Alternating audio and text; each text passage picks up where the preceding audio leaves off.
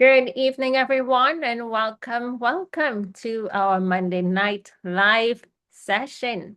And we are happy to be here with you on the beginning of yet another week. And so we trust that our discussion, our time spent together, it's going to be meaningful. Let us begin with a word of prayer. Heavenly Father, we give you thanks for this evening. We thank you for the discussion, the information that you have provided to help us to understand a little bit more about this condition, and that someone, somewhere, that it would be so meaningful to them that it will encourage change and that they can receive a blessing of healing and restoration. Be with us now, and even if we don't have this condition, we'll have a word in season to share with someone else. We thank you for every participant who has joined and those who will be joining shortly and those who would be listening online. This is our prayer in Jesus' name. Amen. Right. So diabetes type 2. Today we are looking at the causes and the symptoms. The causes and the symptoms. And we're gonna delve into that.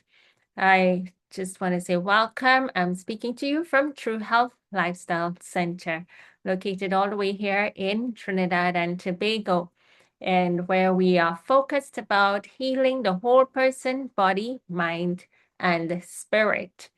And here we have a program that's coming up, just a couple announcements. Okay, so diabetes support group is another arm of something that we do. And this is a monthly meeting where we meet every first Tuesday of the month for our diabetes support group, and then every last Thursday of the month for our cancer support group. So it's still good to get into those WhatsApp chats because you get a little bit more than what you would get on the True Health chat. It's targeted and specific to the condition, and you can ask your questions in that space. We'll also have other individuals who are living with diabetes, and they may just have some recommendations that they would be able to share amongst each other. So our next session is going to be on March 3rd. We do have our carnival getaway for those of you who are here in Trinidad. It's a place where you can get away for the holiday. It's just about this weekend coming up, and we're looking forward to welcoming individuals and having them here, gracing us with their presence, and also sharing some health principles with them. And because the food and the activities and everything that would be in it, it is for promoting health and happiness. Okay, and on March 1st, we have our health retreat, and this is the Big Up Master Program. It's for 11 or 18 days, and this is one that you can consider should you have a health challenge and need the support where you come in and you get taken care of, you get your different types of therapies geared towards your specific condition. Consultation is included, as well as teaching you how to prepare the meals and several other things. So it's a holistic kind of approach. Many times when you see you're focused on maybe it's mental challenges, maybe it is high blood pressure, maybe it is cancer, maybe it is arthritis. But in addressing the particular condition or heart disease, you get your whole body that gets in tuned and taken care of at the same time. So it's looking at holistic health, not just focused on only one thing.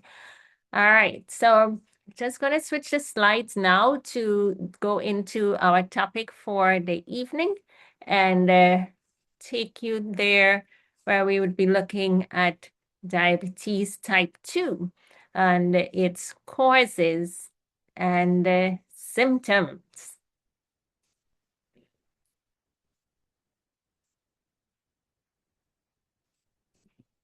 Here we go. Causes of diabetes type 2. So we already looked at diabetes type 1, diabetes 1.5, and now we're looking at diabetes type 2. Can anyone tell, and you can write this in the chat or you can unmute your mic and see, what do you understand diabetes type 1 to be? What conditions need to exist in the body when someone is diagnosed with type 1 diabetes? Anyone? Hi, good evening. With type 1 Pancreas is not diabetes, working. there Mhm. is no insulin secretion in the body. Right. Yes. Thank you. Sister James, you wanted to share? I was just saying that the pancreas is not working correctly. Right. Good. And so, as you both rightly shared, the insulin is being produced, normally would be produced by the pancreas, but it's not working well. Something's gone wrong. It's not producing insulin, or sometimes not enough insulin to do any work at all. And many times it can be an autoimmune condition where the immune system attacks the beta cells in the pancreas, or it could be drug induced, where those cells are damaged, or it could be caused. We're going to look at, we could also look there at the cholesterol that might impact those beta cells. So several reasons there. And then the 1.5 sort of straddled between both 1 and type 2. And we identified some other causes for the 1.5. And where you're getting some fluctuations of that glucose number. And in either of those cases, the treatment or what is administered for the type 2 will also be helpful in the type 1 and 1.5. In the type 1, however, individuals need to get what? Insulin shots, and they need to understand that it is necessary in order for them not to be running high glucose numbers, which could be, it's not just a number, but it's really high glucose levels in the bloodstream that can be damaging to several parts of the body. So we're looking at the causes of type 2, and let's see, it gets interesting. All right, so basically, and this is an underlying statement that what causes diabetes type 2, it is fat in the diet and fat on the body that causes type 2 diabetes. The disease is rare in cases of the world where fat intake is low and obesity is uncommon. Many times you find individuals with type 2 may have some extra weight. So type on the body and, fat on the body and fat in the diet will be one of those causes that can cause the cells to be insulin resistant. And the last session, we actually looked at the little video clip where it talks about those cells becoming, clogged with fat, and they're just there. So what we need to do now is to remove that fat that's clogging the cells, getting your cells to be insulin receptive again. Now, why the fat? Where is the fat coming from? Largely from our diet. When it comes dietarily, or that you have excess weight. And so when diabetes type 2 is caused by a 65% high fat diet, and fat in the diet and fat on the body. And this was shared by Dr. James Anderson following a study that he did and written in the book Health Power, this particular book. So you may have seen it before.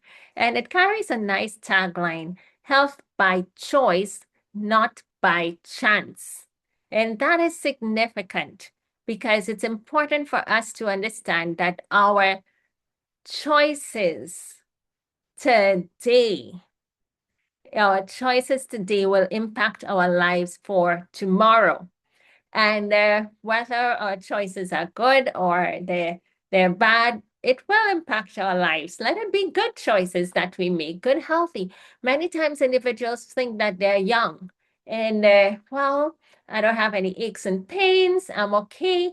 And with that, they don't seek to make wise choices. Just eat what they want, sleep when they want, really work their bodies out. And that can take a toll on you in the next 10 years, so when you get into your 30s, when you get into your 40s. So let us prepare from early to have a healthier outcome and have a healthier lifespan, that the length of your healthy years run for longer. And even if you're in your 30s and 40s today, you just need to live and think as if you would want to make it. How do you want to be in your next 10, 20 years? So do you want to be, in a bed somewhere where you are suffering from a condition that could have been preventable? If so, then that's not what we want. Therefore, make healthy choices today. So observing programs like these and learning, okay, how can I prevention? Think prevention. So it's not just by chance. We achieve our health by our choices. Small choices and small steps make big outcomes, big healthy outcomes. All right, so here's what happened. Dr. Anderson, he did this experiment where he took a group of lean, healthy young men and he fed them in the first instance a 65% high-fat diet. And after 2 weeks, he was able to turn these lean, healthy young men into mild diabetics. All right, into mild diabetics after feeding them just high-fat diet, the fries and the fried food and animal foods, anything that had fat, dairy, and all of those things in it. A similar group was fed a lean 10% fat diet plus 1 pound of sugar a day. So many times individuals think that diabetes comes about because I've eaten too much sugar. But these men, a group of healthy young men, given 1 pound of sugar a day, you know how much is that? Well, of course, it may not have just been the crystal spooning it in. You can get that easily in drinking juices and soft drinks, the sodas, eating or all of snack foods that's sweet. And so 10% fat plus 1 pound of sugar. And what happened? After 11 weeks, 11 weeks in on, which was even longer than the first 2 weeks, after 11 weeks, not one of them was diabetic. So they did not produce even one diabetic after 11 weeks when the experiment was terminated. So from this, the learning came away that, oh, fat has something to do with it. And therefore, we need to start paying attention to the foods that we're consuming and whether it has fat components in it. But it gets a little bit more technical because understand it's not that the sugars don't have anything at all, because the sugars can actually cause the blood to be sticky and clumpy, and that in itself, can lead to fat. Think about a syrup. A syrup is quite gluey, thick, and it's sweet, but it's a syrup. And in so doing, that when ingested can cause fat cells to grab up all that glucose. And there again, you have where the repercussion is fat on the body, and that can cause insulin resistance. So it's not that sugar doesn't impact, because if you were to drink a sugary drink right now, your glucose will automatically go up. And if you're diabetic, you would see that staying up for quite a while. But the point is that the fat here actually showed quite a significant impact on causing individuals to have high glucose levels for a continuous basis. Okay, so just as a recap, insulin, like an usher, opens the doors of the cell to put glucose into it. So insulin works in the pancreas, produces insulin. Insulin has a job to do. Insulin is going to open the receptor site of the cell, take with one hand, with the other hand, put the glucose into it, and then shut the door.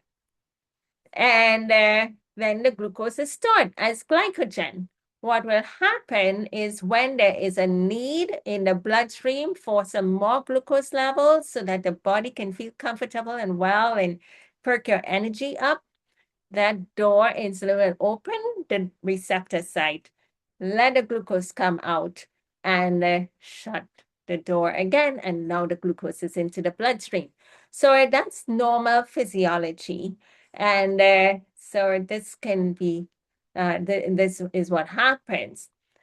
However, here you see some normal cells. With diabetes type 2, those cells are shut and closed. No, the receptor site is closed up with fat, and the glucose here cannot get into the cell.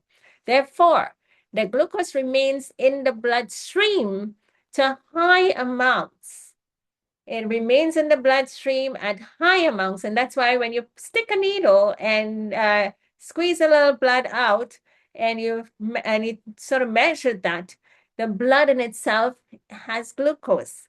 And depending, the machine is so intelligent to give you a reading and tell you if it's normal, if it's high. And so thank God for the inventor of the glucometer that can help us to know how to handle our situation in time of need. Now, talking about fat, where will we get this fat from? Oh, yeah. Someone is asking, is this right, and how ethical is this research? Oh, yeah. You wait and see. It came out of the University of Kentucky. It has been fact-checked, double-checked, proven over since then. And a lot of it has to do with the fat, believe it or not. So where would we get the fat from? In our chicken, in our meat sources. The fat is there. So sometimes individuals like to take the skin off the chicken and say, well, okay, it's off.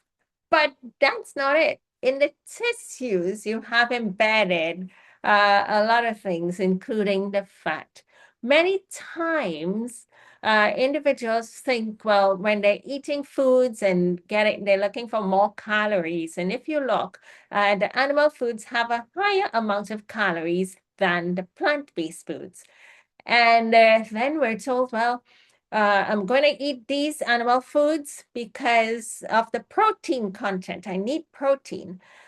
Okay, but have you stopped to think and consider that the calories is not coming from the protein as much as the fat in the food, in the animal foods? It's more fat than anything.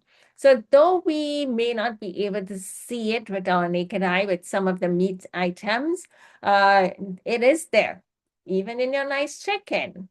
And so beef, you might be able to see it clearer there. Pork, obviously, you could see it with your naked eye. But, these items, it's a lot of fat in them. What about the butter? I mean, it's predominantly fat. That's when cold, it holds itself together. And at one time, we used to make like a vegan butter. And it was so delicious that it would, when cold and chilled in the refrigerator, it would scrape just like this butter. It would taste like butter. It will melt on your toasted bread like butter. And the flavor was just, awesome. Individuals loved it and was happy to have a vegan substitute that was so comparable. However, what we recognized is that the composition of making that butter, coconut oil, along with olive oil and salt and water. Those four ingredients only. And the amount of coconut oil and olive oil that went into that it was out of this world. So you had maybe like about a cup and a half of the olive oil, and similar to for the coconut oil, and then you put some water into there and blend it all up with the salt, and it will. You put it in a container and stick it in the fridge, and it will form and shape just like. But even though it was vegan, it's a high fat item. And so, from a health standpoint, we chose not to teach that anymore. And so, knowing that as a diabetic, we will ask you to remove these fat items from the diet. It will make a difference, and it can help you to reverse diabetes. For all individuals, when they come through our program and they make these changes, you see that diabetes reverse. And even if the fat is coming from a plant source, the high fat can even be coming from nuts. I've seen that where the nuts and the seeds, individuals, if they overdid on too much nuts, that's fat, and the body doesn't care. It just treats it as fat. So you can eat too much coconut milk, and everything else, even if it's coming from plant source, it will still harm the body and keep you in that state of diabetes or help contribute to bringing it on. That may be new to many, but it's just the way it is. Now, someone may ask a question, well, what about these animal foods? We are eating them. Just this slide here just points out a little note. Have you noticed that from the time of before the flood, that the lifespan of man was into centuries upon centuries? That you would live. Many of us can't even imagine ourselves being 100 plus, because you might think, well, what else in this world does it have for me to do or see? Or I just may be bored. But here you had people living over 800, 900 years and plus. And Adam, 930, Methuselah, 969. But then the flood came. And this black line here demarks that time. After the flood, the lifespan of man began to dwindle.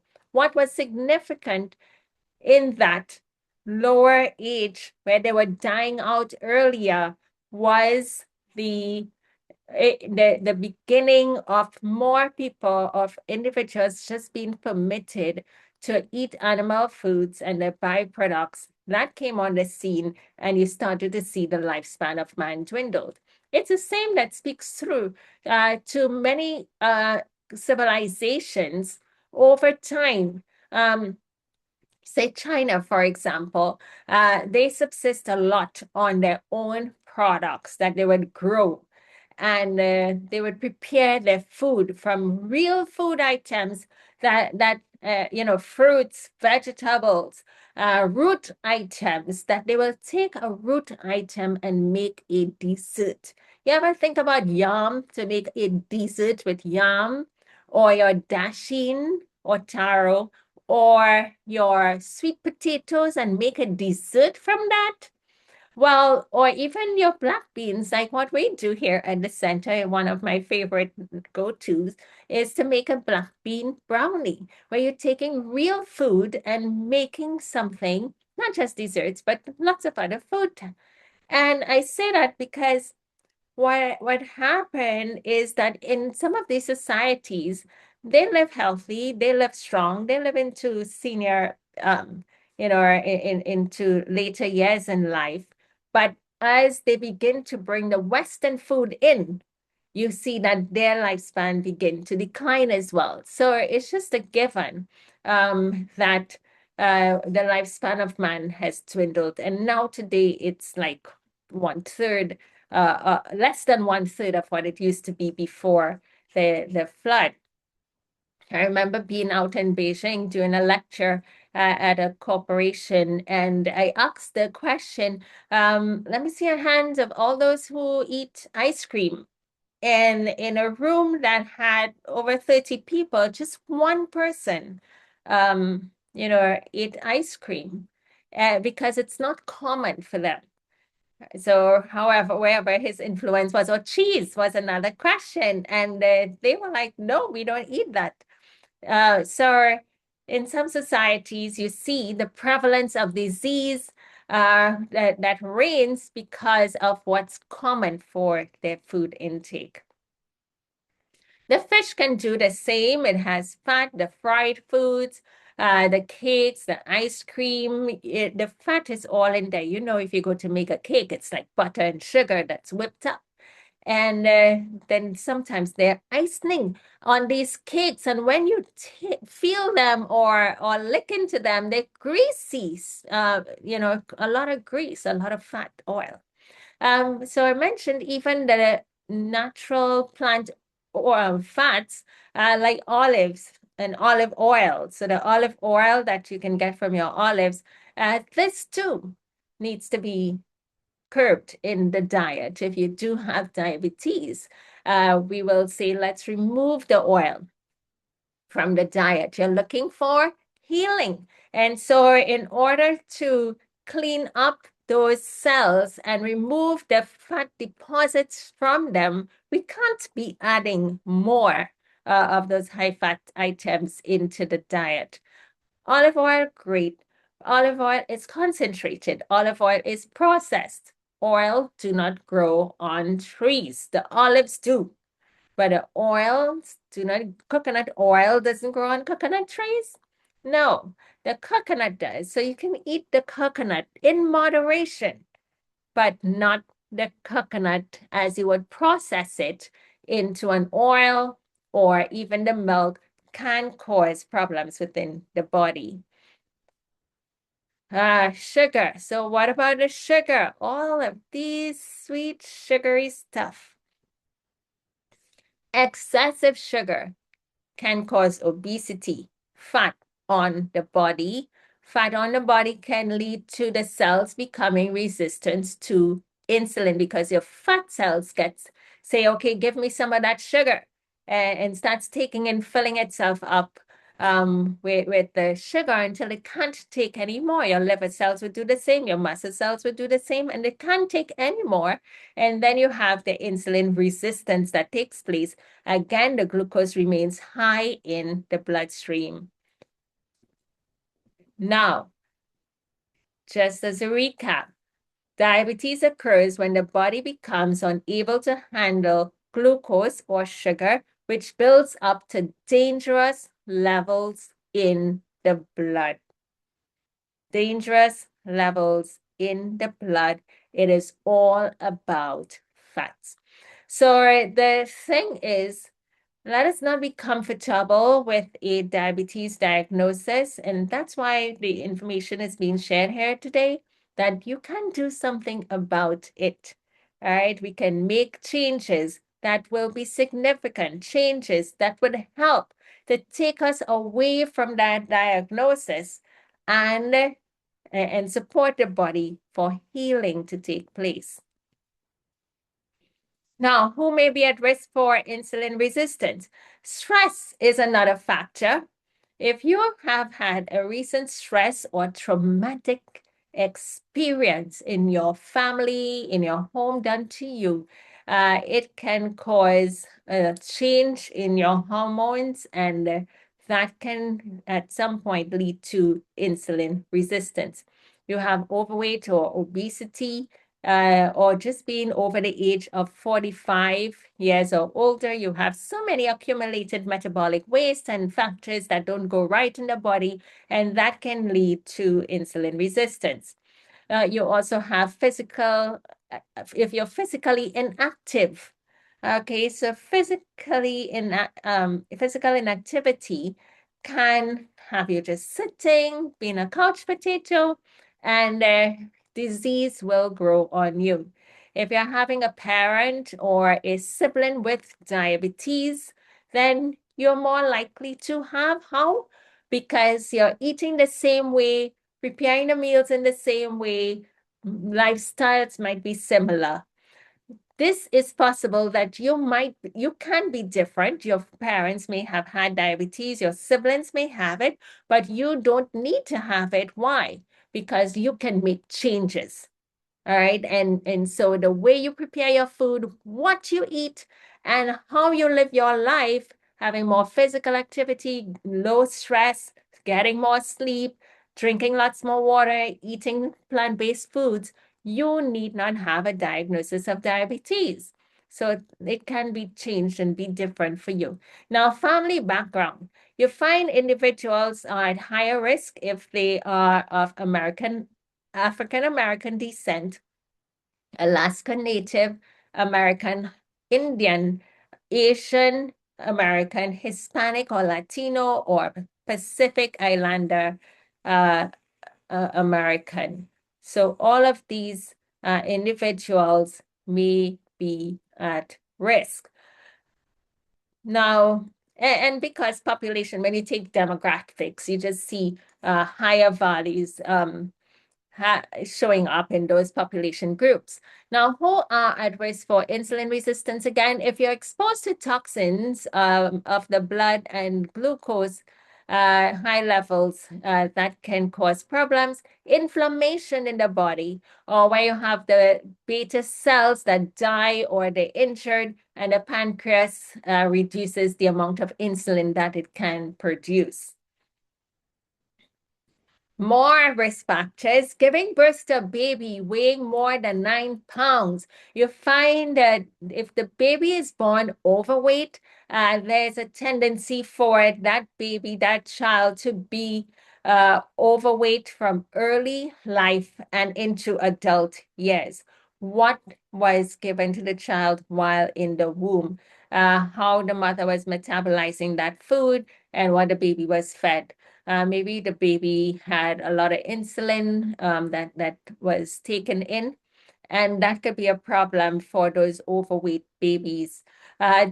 Diagnosed with gestational diabetes, that can develop during pregnancy, and they're having high blood pressure, which is like 140 over 90, anything above 120 over 80, high cholesterol levels, or HDL cholesterol falling below 35 milligrams per deciliter, or a triglyceride level above 250 milligrams per deciliter.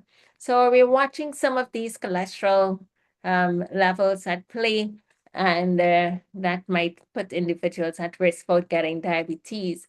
I think, yeah, there's another one. PCOS, polycystic ovarian syndrome. Many times individuals have PCOS, and if you check, they're also insulin resistant. Okay, so it's something that goes hand in hand, insulin resistance and that hormonal imbalance of having polycystic ovary syndrome, and then having pre-diabetes. You're in that direction already, so pre-diabetes can eventually become fully diabetic if you make no change. If you have pre-diabetes today, then the recommendations for reversing diabetes is for you, so that you could reverse the pre-diabetes. Impaired fasting glucose, or IFG, or impaired glucose tolerance, or IGT, on an earlier testing. So all of these are showing where the glucose levels are higher, glucose intolerance showing up, and you're not metabolizing your glucose well. Having other conditions associated with insulin resistance, such as acanthosis nigricans. And we're going to show you some of that. So infections increases glucose levels in the blood. People who are on steroids tend to also have increased glucose levels that if they continue with it, they will also have insulin resistance. Now, what are some of the classical symptoms of diabetes? Here are about 3 top ones, and there are more. So that's why we talk about classical symptoms. Number 1, polyuria, where individual has excessive passage of urine. So you find that someone is going to the toilet regularly, and or you're on a journey and you have to stop at some place for them to relieve themselves on the side of the road, at some shop somewhere. And it's frequent. It's not normal. You're supposed to retain a little urine for a while, but it's regular. Frequent urination, polyuria. It's a condition, polyuria. So say somebody come to you and they say, well, I have polyuria. What's happening? What do you think is happening? The glucose is like high in their body, that the body is pulling water from different sources to flush and dilute that glucose, and dilute it and flush it. So they have to drink more water, but at the same time, the body is just excreting it. If they're letting out the water, then they need to replenish that. So you may have excessive thirst. The mouth may be dry, and they just have this dry mouth. Polydipsia. Okay, so I remember one time attending clinic with my sister. She's a doctor, and so we were running clinic that day, and someone came in talking about, I don't know, I just had this dryness in my mouth. It's just dry. So it's a dryness, say, where you're looking for saliva, but you're not getting saliva in your mouth. Your tongue is sticking to the roof of your mouth. Your mouth isn't moist. So right now, your mouth may be moist and I'm able to speak, but if it is, have you ever gone in front of a crowd and gotten stage fright, and all of a sudden your mouth gets dry and it feels like your lip is sticking up on your gum and all of those things? Well, yeah, sometimes that can show up when the glucose level is high, or it might be a side effect from a medication. So you need to explore and see. But polydipsia, excessive thirst. So there's this inner state of dryness, of heat that you need to quench the thirst, because you have excreted through the urine fluids, and so you feel this thirsty and you have to drink. You're just drinking, but as fast as you drink, it's let out. Something is wrong. Sometimes these are little conditions that might cause individuals to be so concerned and go to the doctor to have some investigation done to find out what's going on wrong with them. And they do the blood work, and they would do an HbA1c test and see that the glucose number is high. Now, polyphagia, excessive hunger. So you're thirsty and you're hungry. And we're told that a diabetic hunger is like none other. It's just that you just feel this hunger on the inside, undescribably so, and food doesn't seem to satisfy. Okay, so you just want to eat and eat. So what do you think if somebody eats and eats? They're gonna put on some weight, and once they do that, then you have higher levels of BMI, more again a reason for the insulin resistance. So polyuria, polyphagia, dyspsia, polyphagia. These are three of the classical symptoms, but there are more. Weakness. The glucose level could be so high that you feel a sense of weakness, of fatigue, a tingling sensation in the extremities. You know, the fingers and the toes just have a feeling of numbness, or like needles sticking at you, tingling sensation. And last week when we had Miss Donna share her testimony of what she was feeling in her diabetic state, and she did talk about this funny sensation in her fingers and in her toes, that numbing, tingling sensation. But afterwards, even though she was running high glucose numbers, having these symptoms, she made the changes once coming to the center and began to get different food and incorporating better sleep, low stress environment, and also, I better say, like, no stress, getting no stress in this environment, and also incorporating her walking, her exercise that just does wonders. Today I was looking at some research that sort of reiterated a point that there's no limit or minimum of exercise that is too small. Just moving, something will happen to the body. Just get started, just get moving. So as Miss Donna began to have her walks, her tingling sensation went away in about 3-4 days. Imagine, I remember we were sitting in the office doing review. Okay, so I'm asking, so what about your fingers and your toes? And she's like, it's not there. Yeah, that went away a long time. I was like, what? So good. So yeah, within 3-4 days, it's just gone. Thank God for that. So the body can respond. And so what's happening is the cells are now becoming more insulin receptive. You have less of this high glucose running in the bloodstream, and the body's beginning to normalize again. But another symptom can be blurred vision, because when in our support group, when we looked at the complications of diabetes, we talked about the blurred vision.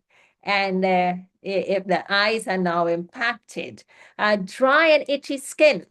So as a diabetic, your skin can be dried out, losing a lot of fluids, and it just the glucose tends to cause that inflammation on the skin surface, and it can be itchy in all kinds of parts of the body. Even the private area can be itchy, and it can also be dry.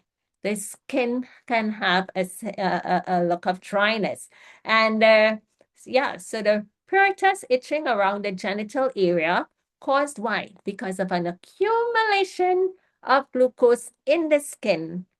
And that can cause also infection. So you find too that there are individuals with diabetes, and they may be prone to infections, urinary tract infections that just don't seem to get away. What we need to do is to correct the glucose levels, and then that is going to go away.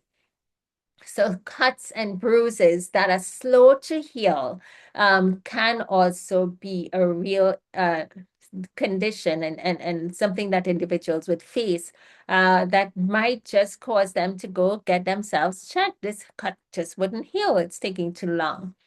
So those are some of the symptoms. Now let's take a look. A burning sensation under the feet. Many times individuals would say, yeah, under my feet tends to just feel like a burning, like a burning. When you hear that, poor blood circulation, again, this nerves can be impacted now. And you find that under the feet, pins and needles or burning sensation. Acanthosis nigricans, which is darkness on both sides of the cheek. So have you ever noticed on the sides of the cheek looks like a dark blackness? Sometimes on the forehead, like a dark blackness, but not everywhere. And that's where you have a glycation of protein on the skin that can show up there. And then even under the arms or in creases of the body. So let's take a look. So you may see this showing up, the yellowing of the nails. That's an indicator as well. Discolored nail or velvety skin. You see that skin there, the velvety finish that it has? That's an indicator of what, especially on the knuckle points. It seems to be more concentrated. So it's for the toes and the fingers as well. Under the arm, there's this darkness on the skin. Look at it here, a little better under the arm. And many times individuals tend to be, thinking it's more. So hormonal imbalance can cause this. And hormonal imbalance that might be even insulin resistance, as we talked about, PCOS is hormonal, but it's also insulin resistance. So this is what is happening here. So it could be diabetes or it may not be diabetes, but you just know that something is going on wrong. This is the one with the knuckles. This one is easy that you could see on people as they interact with you, and you just look at them and you see this showing up. So again, it could be that they have diabetes. It can be that diabetes is on its way. And sometimes folks like this are a little bit more chubby, they have a little bit more weight, and that is showing up on them.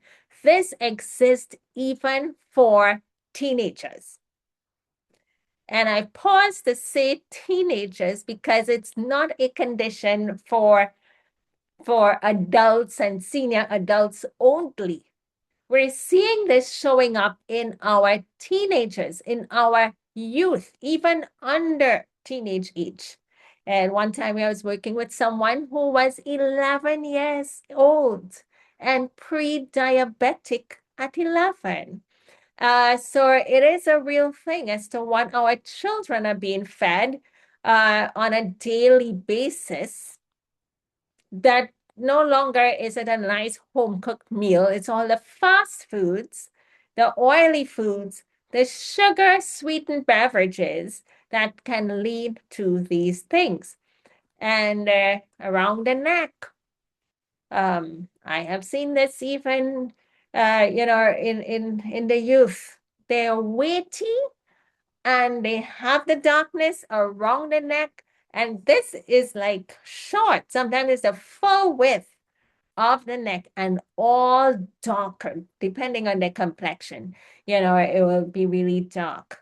And it's sad. So from an early age, they gotta start sticking themselves with needles, insulin, or if they put on medication, they have to deal with that and they don't know what to do. But changes to the diet, changes to the lifestyle can reverse it. Thank God it is reversible. The only thing is, as we talk about reversible, the condition is reversible. However, there might be times when too much damage is done to the body that you find that, you have to keep managing and working on managing the situation. So that's why as you learn, you begin to implement now. Don't wait, all right? Just start making the changes now to have less damage. Look at this, eye disease. So if you went blind, that's not going to come back, even though you change your diet and your lifestyle. So this is what we're talking about. When you have in high glucose levels that's running in the bloodstream continuously over a period of time, it can cause damage to the eye vessels. It starts being blurry, but then it can go worse. Retinopathy, blindness. Nerves can be damaged. The nerves can be damaged in your lower extremities to the point where You may not have feelings in your toes, in your feet.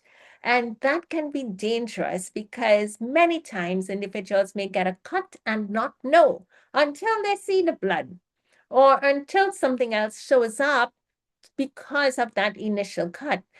Sometimes they may bruise their toes because the shoe is too tight and the skin on the feet is bruised and they don't know, they don't feel the little burning, of the rawness, exposure to the air, and they just go about. And before you know it, it's not healing because again, the diet isn't right, the lifestyle isn't right, and it's not gonna heal, and the nerves can be damaged. You also have nephrosclerosis, which it can lead to kidney failure. So your nephrons, your kidney can be impacted. And renal failure is a real thing. So many times I work with individuals who have renal failure or getting to some point of that, and previously and still do have diabetes or high blood pressure. So one or the other or both can put a burden on that kidney, on the kidneys and cause them to go bad.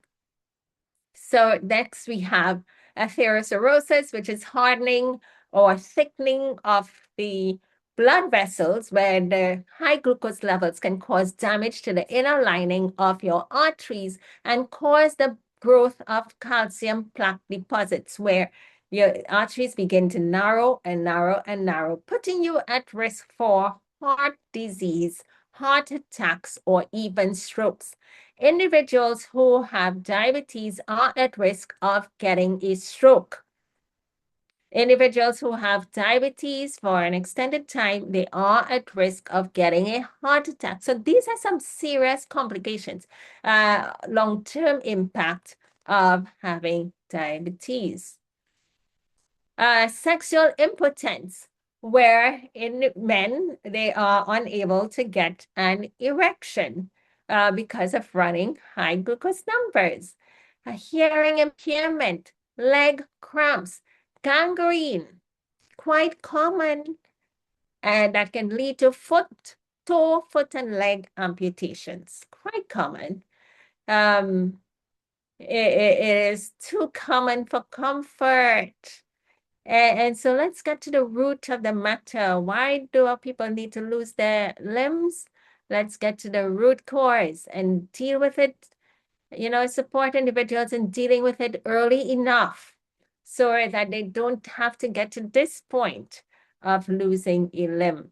Women tend to be more prone to breast cancer and uterine cancer when they are running high glucose levels. And then it's a little bit more challenging to address. So for us, we're thinking about, okay, you have cancer, we need to address that, but at the same time need to manage glucose levels, so it's a little bit more. So all of these conditions that we may be at risk for, but simply by running high glucose levels in the bloodstream, it is like now, do not wait until you go blind, you lose a limb, you get a heart attack, you lose your kidney function. Do not wait. Let it be a wake-up call. Get tested now. Understand that diabetes can kill you and act now. And this is what we need to focus on. Let it be a wake-up call for our discussion that we've had. Don't take it for granted. Let it be a wake-up call. Let's do something about it. And don't take these conditions lightly. It's coming. If you didn't make a change and you keep running high glucose numbers, it's coming. It's unnatural for the body to operate in that sphere. And so over time, it's going to come. Many times folks just take these things for granted. Yeah, I'm just going to take my medication and I can eat and drink anything I want or I can just walk it off and I would see my glucose numbers dropping. But what damage is it doing in the body when you stop moving? So it calls for attention.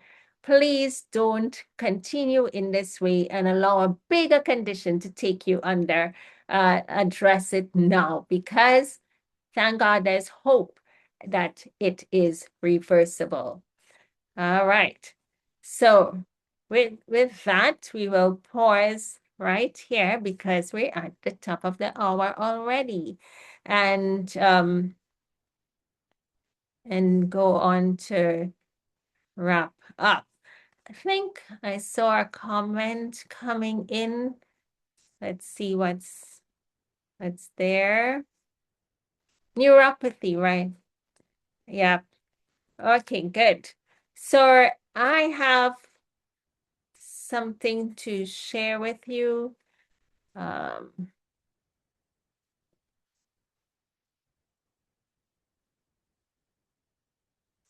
Just a second. I had a little video clip. If you guys would want to see. Oh, it's a few minutes long. This little video clip looks at some causes as well. Yeah, getting to the root cause. So let's just watch it, because if I skip it now, we wouldn't get it. Because I'll move on to something else. So let's just watch it and see if there are any more takes that you can get from it. All right. I'm holding in my hand an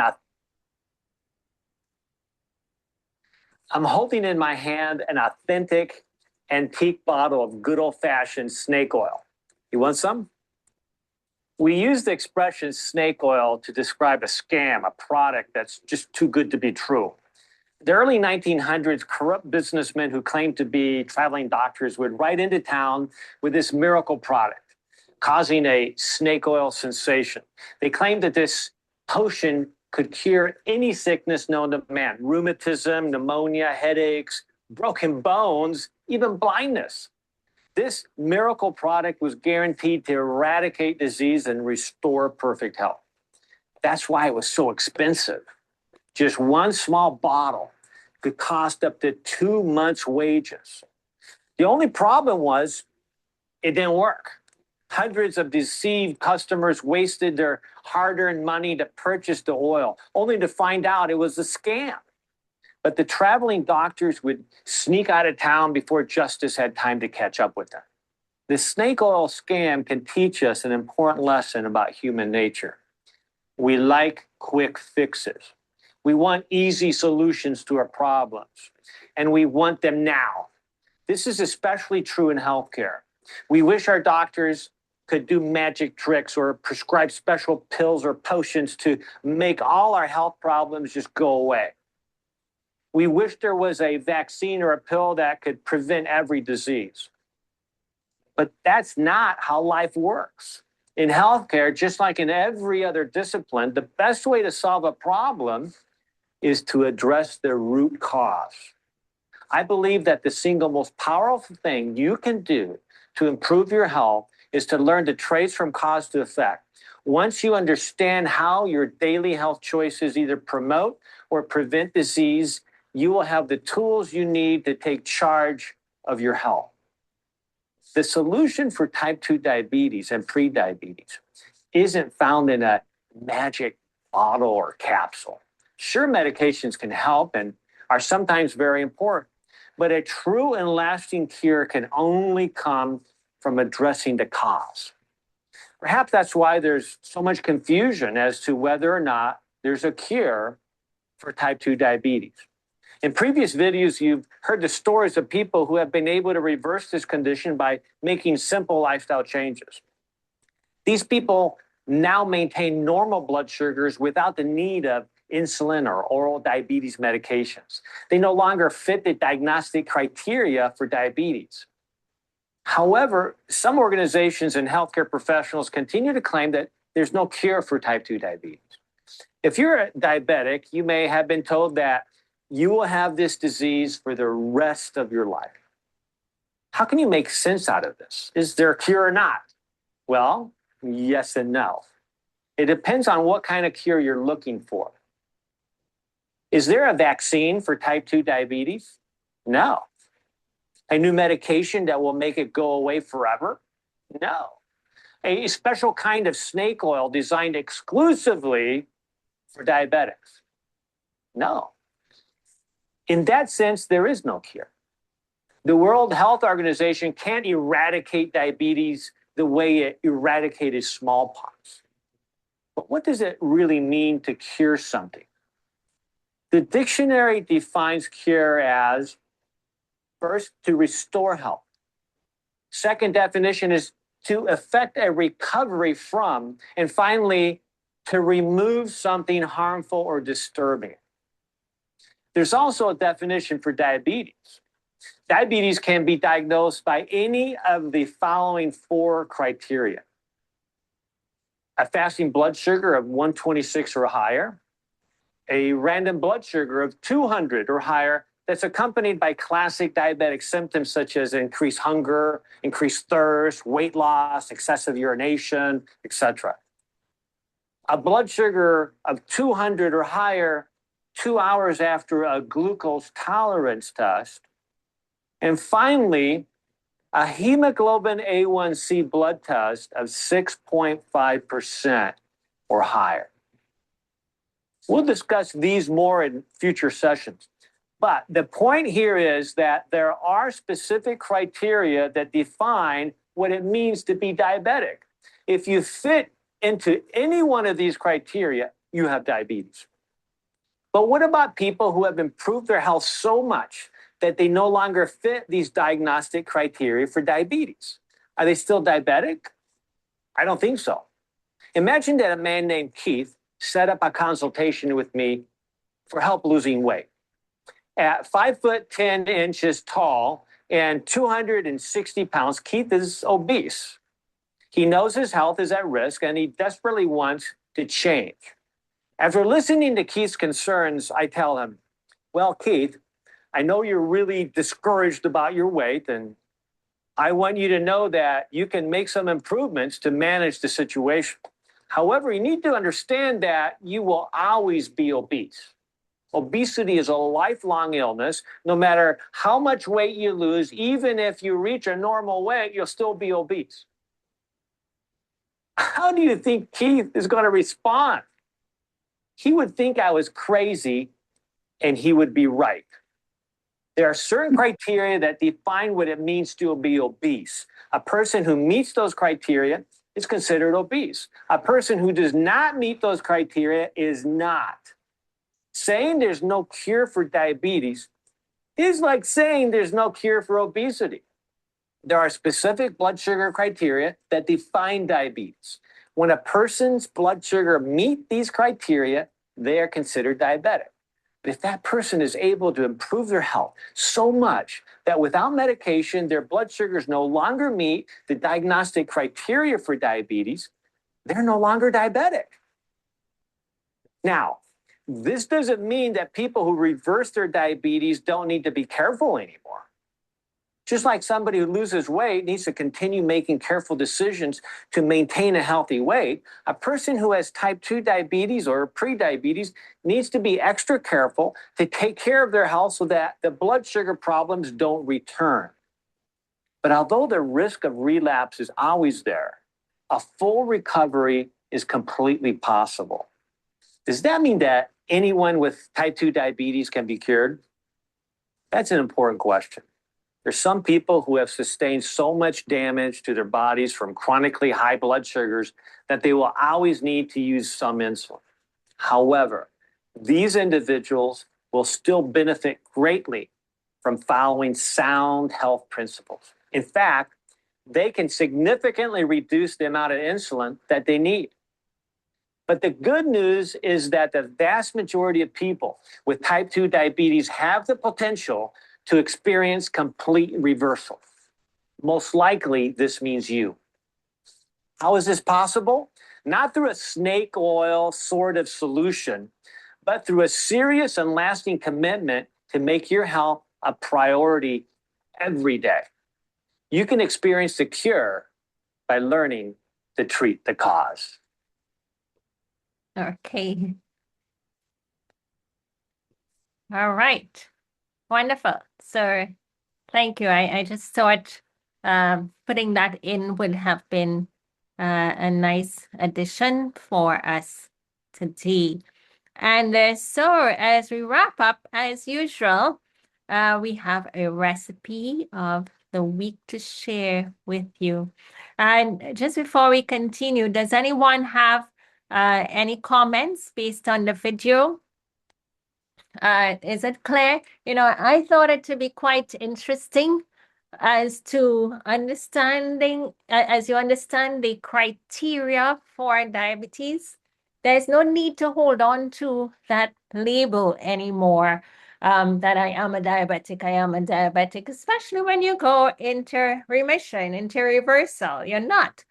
And so like even last week, Miss Donna said, she didn't want that label and didn't claim it to be hers. She wanted her life to turn around, and that was motivating for her to keep making it happen. And she continues, though she runs normal glucose numbers now. She continues with the diet, continues with the lifestyle, and keeping up with it. So it's not about trying this out. If you try it out, you will see the results. But if it's just a trial for a time, you can't go back into that state once you stop. All right. Again, looking at the root cause. What was the cause?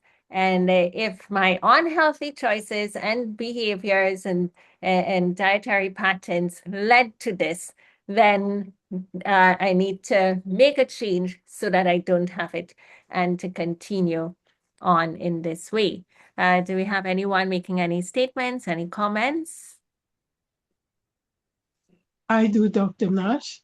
Okay, go ahead, please. Good evening, everyone, and good evening, Dr. Nash. I just want to let you know that I stopped using as much fat as I used to use. I barely have any fat in my diet for the last month. I probably only have like maybe a teaspoon of coconut oil, the hard coconut oil in my diet. I don't do, and I stopped using honey in my cereal as well. So I just have my cereal with just the almond milk in it. Okay. Yeah. Good. And at some point, Sister Raman, you had a little weight situation going on, and you recognized that you were using a lot of fat, and you started to cut back on that sometime. Yep. Yes. And I'm losing now. Yeah, so you wanted to get back into normal. So you're talking about you're losing some more, which because you thought you were plateaued for a while. Yes. But Okay. you helped me get back on track, and I'm back on track, and I'm losing. All right, wonderful. Yeah. Thank you so much. Okay. Yeah, So, as I shared, I don't want to come down with diabetes because my dad and all my uncles and aunts died from it. My dad went blind. My dad lost a limb, and and to take that needle every day, I don't want to be going through all that. So good. That's exactly what we talked about earlier, that it reigns within your family, but it's not something that you have sitting on your lap for you because you are doing different. right. And then you remember when I initially started out with you, my glucose was, I think it was 99, and it was fluctuating between 99 and 106. And then you showed me what I needed to do, and I implemented it. And now my glucose dropped from 99 to 89. Okay. And So that's where I was the last time I took my test. right. I think that was a couple months ago when we were doing a similar program and you were talking about it then, right? So you've made Yes, it so yes. it's dropped lower. And so I hope, and I prayed and asked God to take the taste of sweets out of my mouth. And thank God I don't even, like I said, I don't even use the honey in my cereal anymore. And I cut down on the amount of honey I put in my granola. And when I make my tofu cheesecake, I don't even put any oil in it at all. Yeah. No, yeah. So I'm doing what I can. Now, hopefully, when I have my physical month after next, I can shout hallelujah. Yeah, But you look I'm forward to this. determined. Yeah, I'm determined to live as healthy as I can because I honestly don't want to have that. I saw people who have diabetes. I saw how they suffered, and I don't want to have it. All right. I Very have to good. give something up for it, and I'm still satisfied. I don't Yeah. feel I don't feel as though I miss the sweets. So health by choice, not by chance. Right. Okay. All right. Very good. Thank you for sharing. Thank you for letting me do so. Okay. Good night. Good Good night. night. Hi. Hi. Yes, go ahead. I must say that exercise help a lot in diabetes as well, because when you exercise, your organs, tissues, everything in your body benefits from exercise. Yes. And I know that for a fact because you will be exercising and probably not losing any weight, but Mm. your body benefits from the exercise because we were Yeah. made to move. We were made to move, and by moving, our our organs and everything in our bodies becomes stronger and helps it to work better. So although you might be wanting to lose weight through your exercise and you see that you're not losing any, but you're doing all the right things and you seems not to be losing, your body still benefits from the exercise. And also diabetes, up to now I do not understand diabetes. I can't get it understand because it fluctuates so much. Some days good, tomorrow it high, the next day it low, tomorrow all over the place. So once you have diabetes, to me, your whole lifestyle and diet has to change in order to regulate those blood sugars. Because if you consume things that you should not consume, you're gonna get high readings. And I don't know, it's just diabetes just mess up the whole metabolism system in your body, and you just seem not to be able to cope. But I know people that have diabetes over, like on Sabbath I was talking to a lady and she's 82, and I must say she looks very well and she's very healthy to me, and she had diabetes for over 35 years. And she has all of her limbs and everything. But you see, it's what you consume and how you live your lifestyle. Thank you. Yes. You're welcome. Okay, so hopefully, as we continue with our discussion in the coming weeks, that you may find some aha moment in there, a takeaway that might just give you that edge to overcome the situation. You're right to say it fluctuates for all of us, for everyone. It's just the normal way in which the body works. You ingest food, it's going to go up depending on what you eat. But we want it to come back down within normal after 2 and more hours. So that's the goal we're looking for. But as we learn more, there might just be something in there as a gem to take away. So hope that you find it and be able to share with someone in need. Now, we have a recipe for this week, and it is a lentil roast. Okay, so I'm planning to make a lentil roast this weekend, and I'll let you know how that goes. But this is a real one that we had at our center some time ago. And so one of the things that you will learn by our next session next week, when we're talking about diabetes, we're looking for more fiber in the diet. So a lentil roast here was served for breakfast meal, and there was a nice dressing to go on top of it. But we served up a cereal bowl, and along with that cereal bowl, we wanted to have some more fiber. So apart from the toppings, which would have a lot of fat in your seeds, in your nuts, we also looked for the peas. All right. So instead of just having a cup of peas and beans that loose, the chef thought of just making it into a loaf and then slicing it up.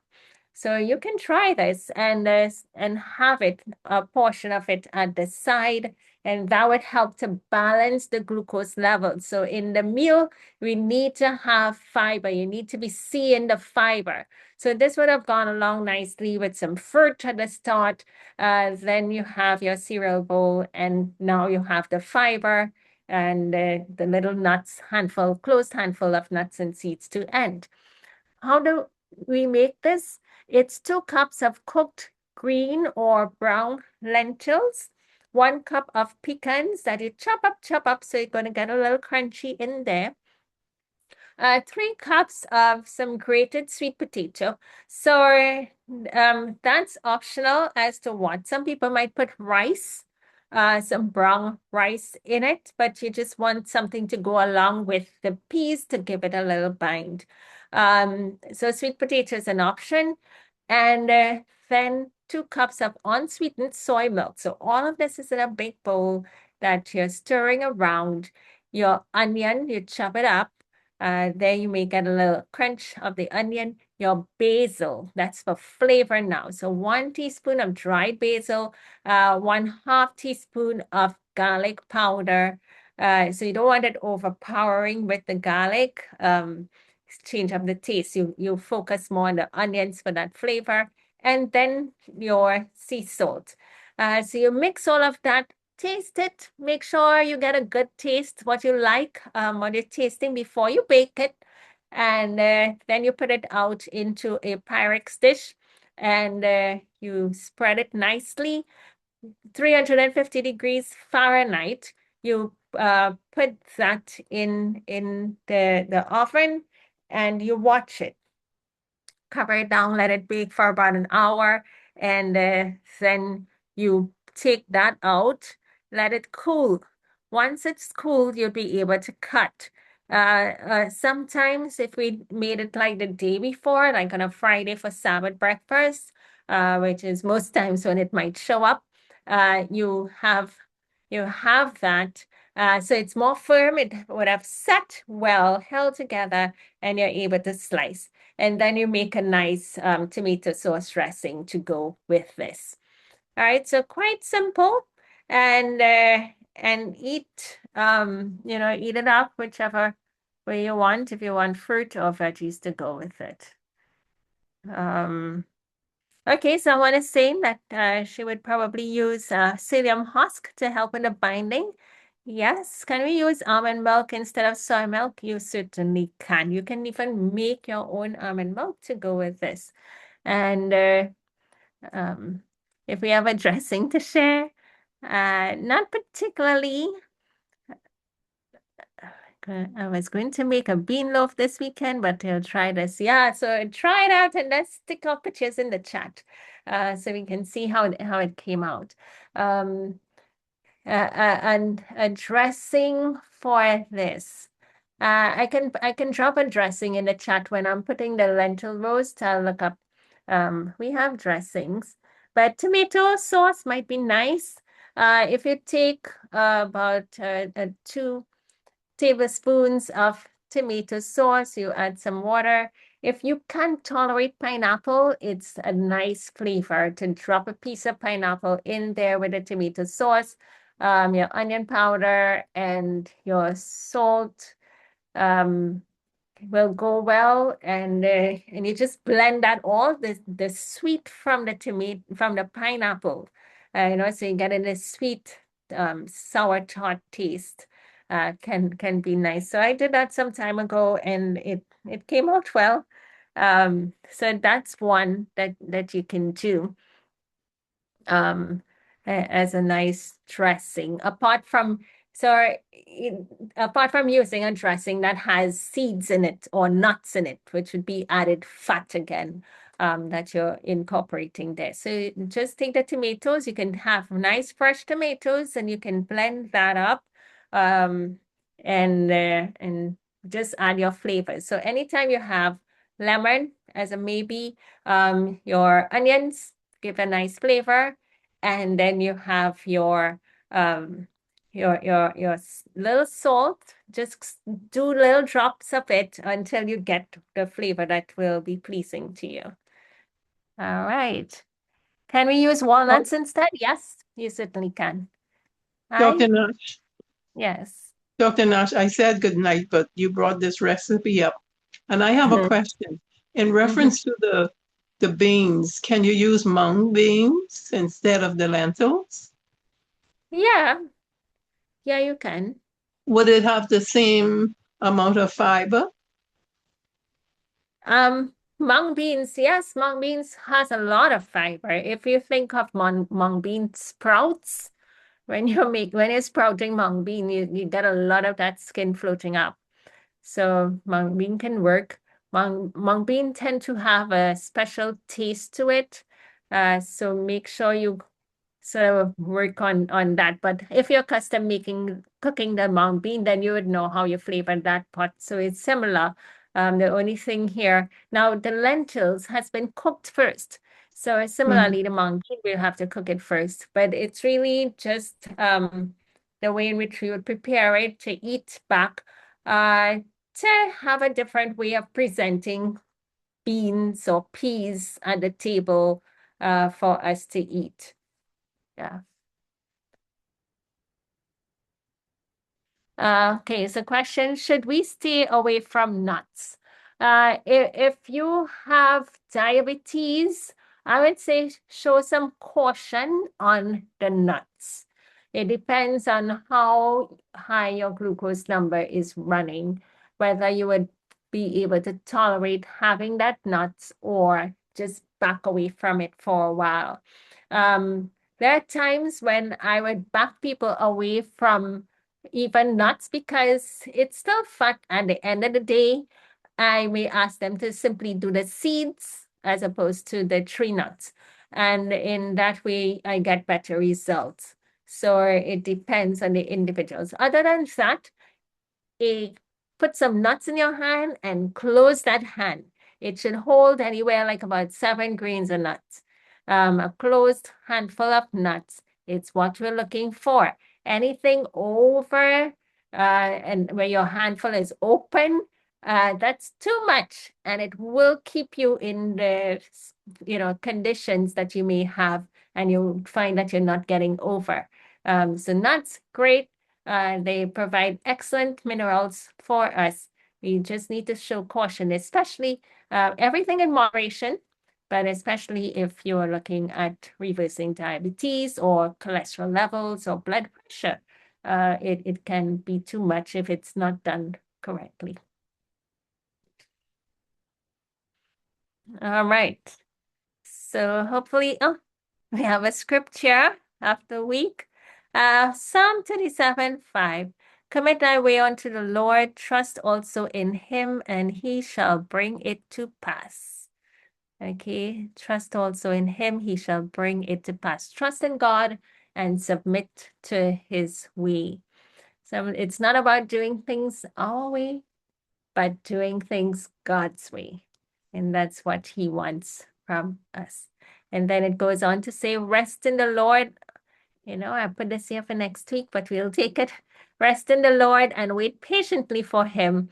Fret not thyself because of him who prospereth in his way, because of the man who bringeth wicked devices to pass. So let's wait patiently on the Lord, not watching at others, but keeping our eyes steadfast on him. Okay, so if we've come to the end of this evening presentation, thank you so much for your patience in hanging out a little extra minutes with us. And we pray that the information um, will be food for you to feed on, keep your mind and your thoughts sort of engaged. Of course, please join the diabetes support group, because when we have our monthly sessions, here on the Monday Night Live, it's going to end at some point, but the support group will always continue on the topic, just looking at varied aspects of it. Right. So with that, if we have no more questions, any comments, if not, then we can say a word of prayer. All right. So let's have a word of I have one Yeah, question. Good night. sure. Go ahead. So you had said that diabetics should kind of ease off the nuts. Mm-hmm. Is it that the nuts is high in glucose? I'm a bit confused. Why? Because I thought the nuts were healthy fats. Yeah, the nuts is a healthy fat, but if it's not done in moderation, it's going to be a problem. I've seen individuals who are diabetic already Mm-hmm. and and have a bowl full of nuts to sit, and they will not get over their condition with that. So So is it every is it the I'm sorry, is it the fat that is the problem from the nut, or is it the Yes. with diabetics, or is it the glucose, the high glucose? Okay, so it's the fat that is a problem. So earlier in tonight's presentations and in last week's, and that Mm-hmm. one is on the YouTube channel, last week's session, where we described the insulin resistance coming from the source of a high fat diet. So an excessively high fat diet. Tonight we talked about a 65% high fat diet was able to turn lean, healthy individuals into diabetics after 2 weeks of every day of this high fat diet. Why? Because it caused the receptors, insulin receptor on the cells to become clogged with fat. And as it became clogged with fat, that caused the resistance so that the glucose couldn't get into the cells Mm-hmm. and free up the bloodstream. So once they reduce the fat content, Mm-hmm. then and with the walking, the different lifestyle factors, as well as changing that diet, you Okay. found that cells became more receptive to the work of the insulin. It took the glucose from the bloodstream into itself, into the cell's storage, and free up the bloodstream for us. So again, it depends on what numbers the person is running. If I'm working with someone and I see their numbers high and I know they're doing everything else well, then I Mm-hmm. go to be so discreet on the fat content in their food. Let's take that away. Let's take it away to help your body to normalize, and then we will bring the nuts back in, but not in the high value amounts that they were previously having.